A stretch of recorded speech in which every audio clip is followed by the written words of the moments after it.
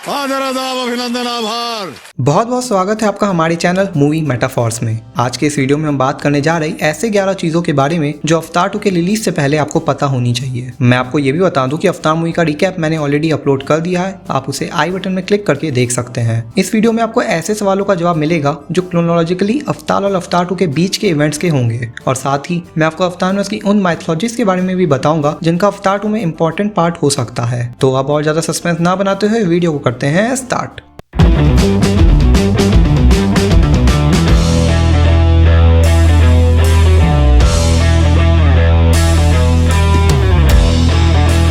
हम ये बात जानते हैं कि कैसे अवतार मूवी में सूते की डेथ हो जाती है, और मूवी के एक डिलीटेड सीन के अकॉर्डिंग सूते ने मरते वक्त ओलो यक्तान यानी कि क्लैन लीडर की जिम्मेदारी जेक सूली को दे दी थी। यानी कि अवतार मूवी के इवेंट्स के तुरंत बाद जेक सूली उमातिका या क्लैन का नया ओलो यक्तान बनता है। 2021 में अवतार यूनिवर्स के ही कैनन एक कॉमिक बुक सीरीज रिलीज हुई थी जिसका नाम था अवतार द नेक्स्ट शैडो। इस कॉमिक सीरीज से हमें पता चलता है कि सूते के पेरेंट्स आर्टसुत और आतेओ जेक सूली को मारकर अपने बेटे आल्वुक को उमातिकाया का नया ओलो यक्तान बनाना चाहते हैं। आल्वुक जेक सूली को फर्स्ट ब्लड रिचुअल के थ्रू चैलेंज करता है। फर्स्ट ब्लड नावी के कल्चर का एक ऐसा रिचुअल है जिसके थ्रू नावी के क्लैन का कोई भी मेंबर किसी दूसरे नावी मेंबर को चैलेंज कर सकता है। ये यूजुअली तभी इन्वोक होता है जब कोई प्रॉब्लम का डिप्लोमेटिक सोल्यूशन नहीं मिलता है। जैसे आल्वुक के केस में उसने जेक सूली को ओलो यक्तान की पोजीशन से हटाने के लिए फर्स्ट ब्लड इन्वोक किया। नाम के ही अकॉर्डिंग इस रिचुअल में एक नावी को दूसरे नावी का खून बहाना होता है, और जो भी नावी सबसे पहले दूसरे नावी का खून बहा देता है वो नावी जीत जाता है। फर्स्ट ब्लड का रिजल्ट नॉन नेगोशिएबल होता है और क्लैन के सभी मेंबर्स को इसका पालन करना होता है। आल्वुक और जेक सूली के फाइट में जेक सूली आल्वुक को छोटा सा कट देके पहले खून बहा देता है और इस रिचुअल को आसानी से जीत जाता है। हालांकि गुस्से में आके आल्वुक अपने नाइफ को जेक की तरफ फेंकता है और जेक के बॉडी में एक कट लग जाता है और जेक अचानक से अनकॉन्शियस हो जाता है। और फिर हमें पता चलता है कि आल्वुक की मां आर्टसुत ने इस नाइफ में एक पॉइजन लगा दिया था जिसके बारे में आल्वुक को नहीं पता था। बाद में इस कॉमिक सीरीज के एंड में जेक एवा और सूते की स्प्रिट की मदद से वापस सही हो जाता है और जेक सूली फिर आर्टसुत, आतेओ और आल्वुक को उमातिकाया से एग्जाइल करने का आदेश देता है। ये फैमिली फिर मैंकैमैन क्लैन को ज्वाइन करने के लिए निकल जाती है। हालांकि आल्वुक अपने पेरेंट्स के बैड इंटेंशन से अब वाकिफ हो चुका होता है और वो उन्हें छोड़ के वहाँ से चला जाता है। और मुझे इस चीज का पूरा विश्वास है कि हमें आल्वुक की वापसी अवतार द वे ऑफ वाटर में देखने को मिलेगी। अब अगर अवतार यूनिवर्स की थोड़ी माइथोलॉजी की बात की जाए जिनका अवतार द वे ऑफ वाटर में एक इंपॉर्टेंट पार्ट हो सकता है, तो उसमें सबसे इंपॉर्टेंट है एवा और पेंडोला का कॉम्प्लेक्स न्यूरल नेटवर्क। आपको लास्ट मूवी से याद होगा कि कैसे पेंडोला के फ्लोरा फौना कुछ स्पेशल प्रॉपर्टीज शो करते हैं जिसकी वजह से वहाँ के सभी लिविंग ऑर्गेनिजम्स एक कॉम्प्लेक्स न्यूरल नेटवर्क का पार्ट है और उसके थ्रू नावी की डाइटी एवा से कनेक्टेड है।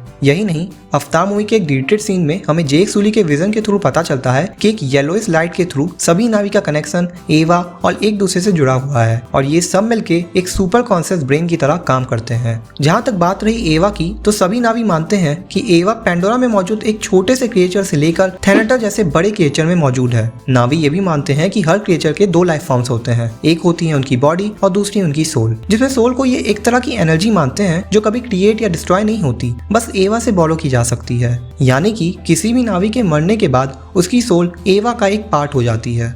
अवतार मूवी के एक और डिलीटेड सीन में हमें नेत्री और जेक के बीच एक एक्सटेंडेड लव सीन देखने को मिलता है जहां वो ट्री ऑफ वॉइसेस के सामने एक दूसरे के क्यू को आपस में कनेक्ट करते हैं। क्यू नावी के फिजियोलॉजी का सबसे इंपॉर्टेंट पार्ट होता है जो दिखने में पिंक कलर के हेयर की तरह लगता है, बट असल में नावी के नर्वस सिस्टम का एक एक्सटेंशन होता है और इसकी मदद से नावी पेंडोला की प्लांट लाइफ, वाइल्ड लाइफ और दूसरे नावी से कनेक्ट हो सकते हैं। इस प्रोसेस को साहेलू कहते हैं। जेक और नेत्री के एक्सटेंडेड लव सीन को देख के हमें पता चलता है कि क्यू कई जगहों पे इलियोटिक प्लेजर्स के लिए भी यूज किया जा सकता है। हम अवतार द वे ऑफ वाटर के ट्रेलर में देखते हैं कि जेक सूली और उसकी फैमिली पेंडोला के ओशन के पास एक दूसरे क्लैन के पास हेल्प मांगने जाती है। इस क्लैन का नाम होता है मैटकाइना क्लैन और हमें जेक सूली के बेटे लोक और मैटकाइना क्लैन के ओलो यक्तान की बेटी श्रिया के बीच एक रोमांस भी देखने को मिलता है। अवतार 2 के रिलीज से पहले मैं आपको मैटकाइना क्लैन के बारे में थोड़ा और बता देता हूँ। तो इस क्लैन के ओलो यक्तान का नाम होता है टोनोवाली और इस क्लैन की साकी यानी कि स्पिरिचुअल लीडर होती है लोनल, जिसका character Titanic fame Kate Winslet ने प्ले किया है। आपको मैटकाइना क्लैन की नावी की बॉडी में कई टैटूज दिख जाएंगे जो इस क्लैन के हर नावी के लिए यूनिक होते हैं और उनके लाइफ के क्रॉनिकल्स को सिग्निफाई करते हैं। अगर टोनोवाली और लोनल की फैमिली की बात की जाए तो इनके 2 बच्चे होते हैं और एक ऑन द वे होता है, जिसमें से एक का नाम होता है अवनु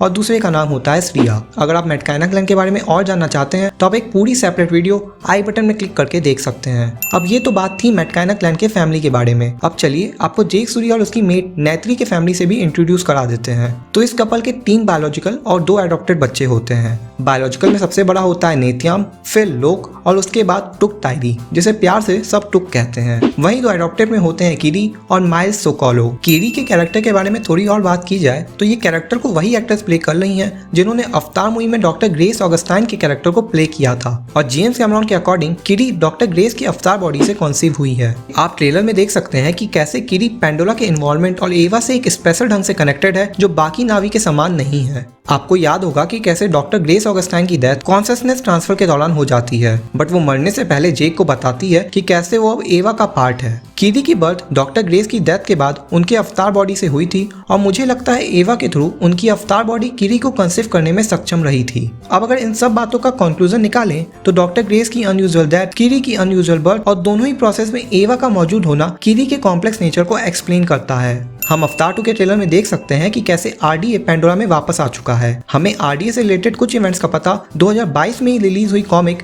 अवतार द लास्ट ग्राउंड के पहले इशू में मिलता है। इस कॉमिक में आरडीए के सिक्योरिटी ऑपरेशंस की नई हेड होती हैं फ्रांसिस आर्डमोले, जिनको जेक सुली को मारने का टास्क मिला होता है।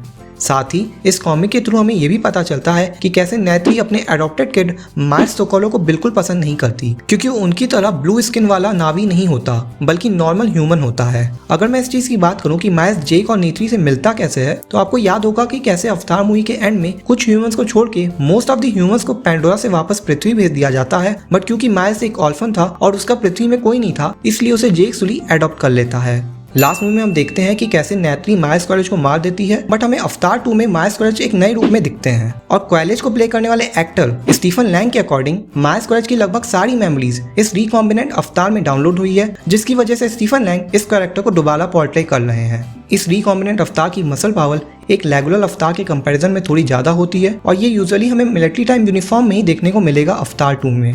तो यही थी वो 11 बातें जो आपको अवतार 2 के रिलीज से पहले पता होनी चाहिए। आप वीडियो को बंद करने से पहले लाइक शेयर जरूर कर दीजिएगा, क्योंकि मुझे पूरा विश्वास है कि इस वीडियो में आपको बहुत कुछ नया मिला होगा। और चैनल को सब्सक्राइब किए बिना आप जाते हैं तो कसम से बहुत बड़ा पाप कर रहे हैं आप। तो चलिए फिर अब आपसे मिलते हैं अगली वीडियो में।